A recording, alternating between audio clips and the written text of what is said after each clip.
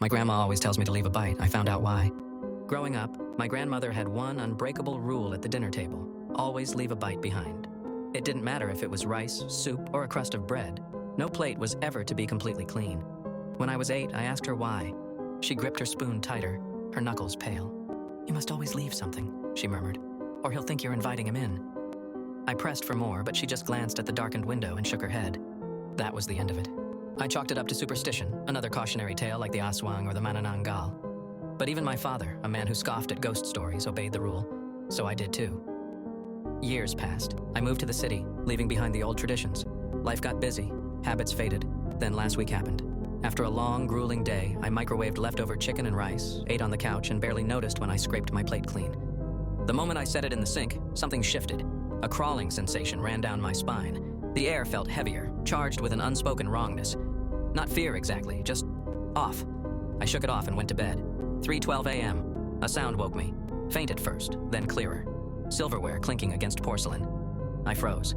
My apartment was empty. The doors locked, the windows shut.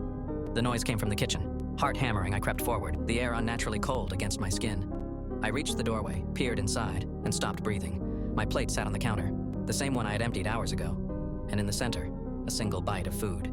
I hadn't put it there. A chill coiled around my spine. I turned toward the front door, still locked. The windows, sealed. I was alone, or so I thought. Then I heard it, chewing, wet, slow, hungry, breathing. A hot, rancid exhale brushed the back of my neck. I spun so fast my vision blurred. Nothing. The kitchen light flickered. The air thickened, suffocating. Then, the stench hit me. Rotting meat, putrid and sour. And then, a voice, low, right beside my ear.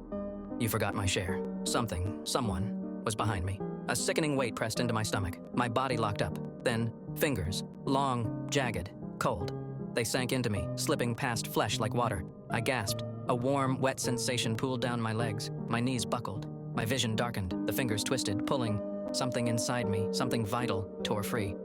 I collapsed. My head struck the floor. My limbs refused to move. A shadow loomed above me, too tall, too thin, its head tilted at an unnatural angle.